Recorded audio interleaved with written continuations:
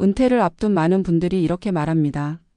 난 국민연금이랑 개인연금 합쳐서 매달 300만 원 정도 나오니까 그 정도면 노후 충분하겠지. 그런데 막상 은퇴 후 1년이 지나면 대부분의 사람들은 한 가지 공통된 말을 남깁니다. 생각보다 너무 빠르게 돈이 줄어든다. 서울 은평구에 사는 65세 박성호 씨 부부도 그랬습니다. 남편은 공기업에서 30년 근무 후 정년퇴직, 아내는 교사로 일하며 퇴직금과 연금이 나름대로 안정적이라 생각했습니다. 두 사람의 합산 연금은 월 310만 원. 퇴직 당시엔 우리 둘이서 300만 원이면 충분하겠지라며 안심했습니다. 하지만 1년이 채 지나지 않아 현실의 벽이 밀려왔습니다. 첫 번째는 생활비였습니다. 은퇴 전엔 잘 보이지 않던 지출이 은퇴 후엔 선명하게 드러났습니다. 매달 관리비 30만 원, 식비 70만 원, 건강보험료와 각종 공과금 40만 원, 교통비와 통신비 30만 원. 여기에 병원비와 부모님 요양비, 명절 용돈, 경조사비까지 더하니 한 달에 평균 380만 원이 나갔습니다. 단순히 줄이면 된다고 생각했지만 나이 들수록 오히려 줄일 수 없는 비용이 늘어났습니다. 두 번째는 물가였습니다. 은퇴 전 계산했던 금액은 5년 전 기준이었습니다. 하지만 지금은 외식 한 끼가 1만 원이 넘고 전기요금과 가스요금도 매년 인상되고 있습니다. 과거엔 300만 원이면 넉넉한 금액이었지만 지금은 적정 수준이 아니라 빠듯한 생존선이 되어버렸습니다. 세 번째는 예상하지 못한 의료비였습니다. 60대가 되면 병원비가 단순히 지출 항목이 아니라 생활비의 중심이 됩니다. 박 씨 부부는 건강검진에서 고혈압, 당뇨 초기 진단을 받으며 매달 약값이 10만 원 이상 추가로 들어갔습니다. 한 번은 아내가 넘어져 수술을 받으면서 병원비로 300만 원이 나갔고 그 이후로 응급 상황에 대비해 항상 예비비를 따로 두게 되었습니다. 하지만 연금으로는 그 예비비를 채울 여유가 없었습니다. 네 번째는 관계의 변화였습니다. 연금 생활이 안정감을 줄 줄 알았지만 오히려 돈 때문에 관계가 흔들렸습니다. 자녀 결혼, 손주 돌잔치, 명절 선물 같은 의례적 지출을 줄이자 가족 간의 미묘한 거리감이 생겼습니다. 주변 친구들과의 식사 모임에도 자주 빠지다 보니 자연스레 사회적 관계가 좁아졌습니다. 결국 돈이 단순히 생계의 문제가 아니라 인간관계 유지비라는 사실을 뒤늦게 깨달았습니다. 그리고 마지막으로 시간의 공허함이었습니다. 은퇴 초반엔 매일이 자유로웠지만 시간이 길어질수록 삶의 리듬이 무너졌습니다. 돈이 있으면 취미나 여행으로 채울 수 있었겠지만 예산이 빠듯하니 그마저도 제약이 생겼습니다. 하루가 길다는 말은 은퇴자에게 축복이 아니라 경제적 여유가 없을 때는 고통으로 다가왔습니다.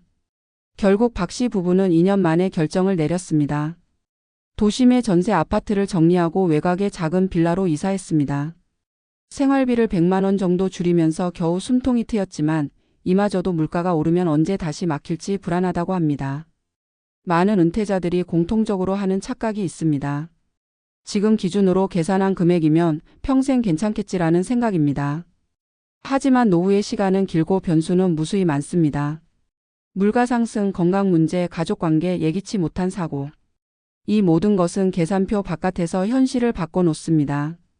300만 원은 현재의 숫자일 뿐 10년 뒤의 가치는 전혀 다를 수 있습니다. 그렇다면 무엇이 필요할까요? 단순히 금액을 늘리는 것보다 중요한 건 유연한 재정 구조입니다.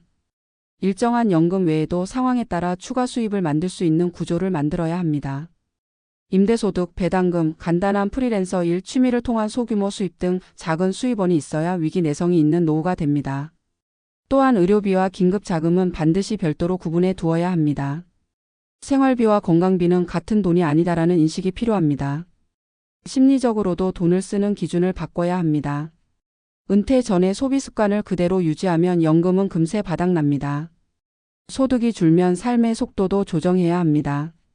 다만 줄인다는 것은 단순한 절약이 아니라 삶의 우선순위를 다시 세운다는 의미입니다. 관계를 지키는 데 필요한 지출, 건강을 위한 비용, 배우자와의 시간을 위한 작은 여행비 같은 가치 있는 소비를 남겨두는 것이 오히려 오래갑니다. 전문가들은 말합니다. 은퇴 후의 돈 문제는 금액보다 방향의 문제다. 지금 300만 원이 충분하다고 느껴지더라도 앞으로의 20년을 버틸 수 있는 구조를 만들지 못하면 결국 부족이 찾아옵니다. 반대로 지금은 빠듯해도 지출을 조정하고 소득을 분산시킬 수 있다면 안정은 찾아옵니다. 결국 박 씨 부부가 깨달은 건 단순했습니다. 돈의 액수가 아니라 돈이 만들어주는 마음의 여유가 중요하다. 연금 300만 원이 문제가 아니라 그 돈으로 어떻게 살 것인가가 핵심이었습니다. 우리의 노후는 숫자로만 설명되지 않습니다. 돈이 많아도 불안할 수 있고 적어도 단단할 수 있습니다. 중요한 건 내 돈의 흐름을 내가 통제하고 있는가입니다. 은퇴 후 재정의 주도권을 되찾는 순간 비로소 진짜 자유가 시작됩니다. 마지막으로 기억해야 할 한 문장. 연금 300만 원은 삶을 버티게 해주지만 인생을 지탱해 주진 않는다. 그 차이를 깨달은 순간부터 진짜 노후가 시작된다. 은퇴 이후 연금 300만 원으로 살아가며 박씨 부부가 마주한 현실은 단순한 개인의 이야기가 아니다. 지금 한국의 60대 이상 세대가 겪고 있는 집단적 경험이기도 하다. 퇴직 전까지의 삶은 정해진 월급과 구조 속에 안정이 있었지만 은퇴 후의 삶은 모든 것을 스스로 계산하고 감당해야 하는 새로운 형태의 경제 구조 위에 놓인다. 연금은 매달 들어오지만 물가와 병원비, 가족 간의 관계 비용은 해마다 오르며 숫자의 균형은 점점 깨져간다. 은퇴 초기에 300만 원이면 충분하다고 생각했던 사람들 대부분이 3년 안에 계획을 수정해야 하는 이유도 여기에 있다. 가장 큰 착각은 연금 안정이라는 공식이다. 연금은 고정된 금액이지만 삶은 고정되어 있지 않다. 병원비 한 번, 가족 행사 한 번이면 균형이 무너진다. 그리고 다시 회복하기가 어렵다. 소득이 없기 때문이다. 연금은 버팀목이지 회복력이 아니다.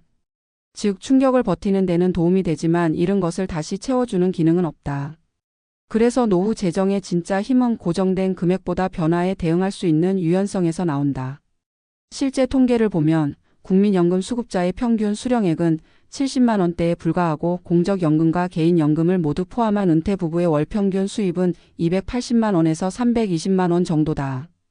표면적으로는 안정적으로 보이지만 2인 가구 기준 최소 생활비는 270만 원, 체감상 중간 수준의 생활을 위해 필요한 금액은 380만 원으로 조사된다. 즉 연금만으로는 대부분의 가정이 기본선에 머물 뿐 예상치 못한 지출이 생기면 바로 적자로 돌아선다. 그래서 많은 은퇴자들이 버틴다는 표현을 쓴다. 산다가 아니라 버틴다. 이 시점에서 중요한 질문은 하나다. 얼마가 있으면 충분한가가 아니라 어떻게 버틸 수 있는가이다. 은퇴 후에는 돈이 들어오는 속도보다 나가는 속도를 관리해야 한다. 연금이라는 고정 수입 안에서 생활비 구조를 다시 짜야 한다. 이때 가장 먼저 줄여야 할 것은 소비가 아니라 불필요한 고정비다. 관리비가 높은 아파트보다 소형 주택, 자동차 대신 대중교통, 외식 대신 식재료 중심의 식사.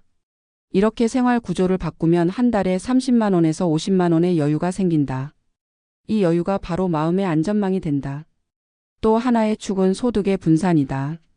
소액이라도 월 10만 원, 20만 원을 벌 수 있는 구조가 있다면 그건 단순한 돈 이상의 의미를 가진다. 경제적 보완뿐 아니라 심리적 회복에도 도움이 된다. 실제로 노후에 행복하다고 느끼는 사람들 중에는 공통점이 있다. 완전히 멈추지 않는다는 것이다. 지역 도서관에서 책을 정리하거나 평생교육원에서 강의를 하거나 취미로 만든 공예품을 판매하는 등 작은 노동을 이어간다. 이런 사람들은 연금이 많지 않아도 불안감이 낮다. 삶의 리듬을 유지하기 때문이다. 박씨 부부도 결국 이 길을 택했다. 남편은 은퇴 전 전문성을 살려 주 3회 강의를 시작했고 아내는 평생교육원에서 아이들 독서 지도를 하며 월 30만 원 정도의 추가 소득을 얻었다.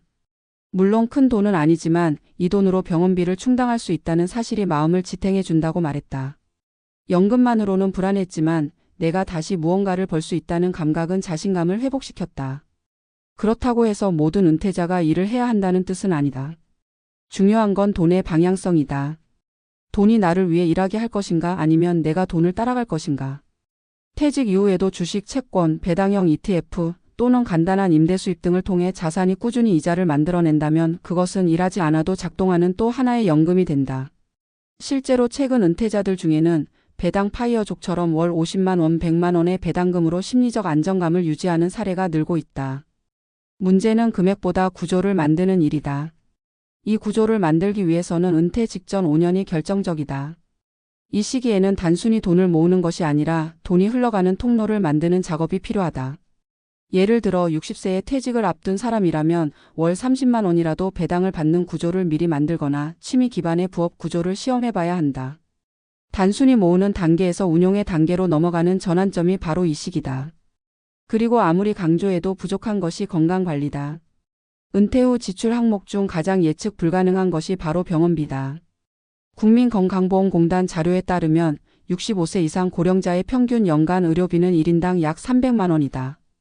그런데 한 번의 수술이나 장기 치료가 생기면 단숨에 몇 백만 원이 추가된다. 그러니 돈이 있어야 건강을 지킬 수 있다는 말이 아니라 건강을 지켜야 돈을 지킬 수 있다는 말이 더 정확하다. 운동과 식습관 관리, 정기검진은 결국 재정 관리의 일부다. 심리적 문제도 빼놓을 수 없다. 돈이 줄어드는 속도보다 더 빠른 것은 자신감이 줄어드는 속도다. 사회적 관계가 줄고 소비를 조심하다 보면 내가 쓸모없는 사람이라는 감정이 스며든다. 이 감정을 이겨내기 위해서는 사회적 연결망을 다시 짜야 한다. 취미 모임, 자원봉사, 시니어 커뮤니티 등 소속감을 느낄 수 있는 곳에 참여해야 한다. 돈을 쓰지 않아도 사람을 만날 수 있는 구조가 필요하다. 이것은 단순한 여가 활동이 아니라 정신적 자산 관리다. 결국 연금 300만 원의 한계는 숫자보다 구조의 문제다. 연금은 기본소득의 역할을 하지만 그것만으로 인생의 불확실성을 막을 수는 없다. 은퇴 후 재정의 성공은 돈의 크기가 아니라 돈의 흐름을 얼마나 스스로 설계할 수 있는가에 달려있다. 박 씨 부부가 깨달은 것처럼 돈을 더 벌자가 아니라 돈이 새는 구멍을 닫고 작은 수입원을 만들자는 발상의 전환이 필요하다. 그리고 여기엔 한 가지 더 중요한 진실이 있다. 노후의 안정은 숫자가 아니라 관계에서 온다. 아무리 돈이 많아도 혼자라면 불안하고 조금 부족해도 함께라면 견딜 수 있다. 결국 은퇴 후의 진짜 자산은 함께 웃을 수 있는 사람과 버틸 수 있는 마음이다. 마지막으로 이렇게 정리할 수 있다. 연금 300만 원은 충분하지 않을 수 있다. 하지만 그것이 전부는 아니다. 돈은 삶의 바닥을 지탱하는 도구일 뿐 인생의 방향을 정하는 기준이 되어서는 안 된다. 지금 가진 금액보다 더 중요한 건 그것을 어떻게 쓰고 어떤 마음으로 살아가느냐다. 진짜 노후의 풍요는 금액의 많고 적음이 아니라 불안 앞에서도 무너지지 않는 구조를 만드는 데서 시작된다. 결국 돈보다 중요한 것은 돈을 넘어선 통제력이다. 그리고 그 통제력은 지금 이 순간 현실을 직시하고 삶의 균형을 다시 세우려는 사람들에게만 주어진다.